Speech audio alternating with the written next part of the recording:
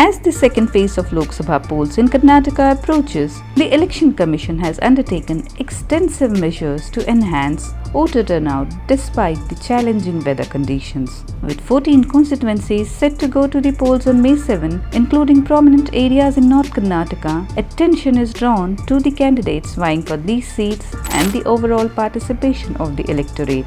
The constituencies slated for polling on May 7 include Chikkodi, Belgaum, Bagalkot, Bijapur, Gulbarga, Raichur, Bidar, Koppal, Bellary, Haveri, Dharwad, Uttara Kannada, Davangere and Shimoga. High-profile seats such as Haveri, Shimoga, Uttara Kannada and Dharwad are particularly notable, with candidates like Basavaraj Bommai, B.Y. Raghavendra, Pralhad Joshi and Vishweshwar Hegde Kageri contesting for the BJP. Notably, Pralhad Joshi faces a tough challenge from Congress Vinod Asuti in Dharwad. In Gadag district, Karnataka, the Lok Sabha elections on May 7 encompass two constituencies, Haveri and Bagalkot. Haveri consists of Srihatti, Gadag and Rona assembly constituencies, while Naragund assembly constituency falls under Bagalkot Lok Sabha constituency. With a total voter count of 6,98,724 and 961 polling stations, preparations are comprehensive. Special booths, webcasting and security measures involving Kerala State Armed Reserve Force personnel and police home guards are in place. Mustering work has commenced at designated locations with 3,260 polling staff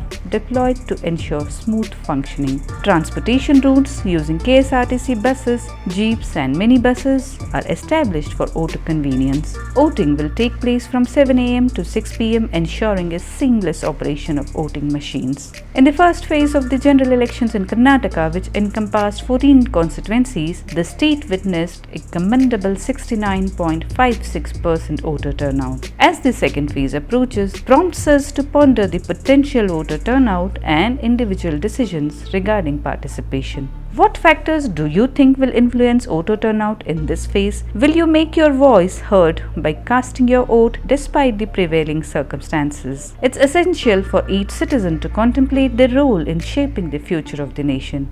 Do you intend to exercise your democratic right and contribute to the electoral process? What barriers, if any, might deter you from voting? Your participation can make significant impact on the outcome of these elections and the trajectory of our democracy. Feel free to share your thoughts in the comment section below.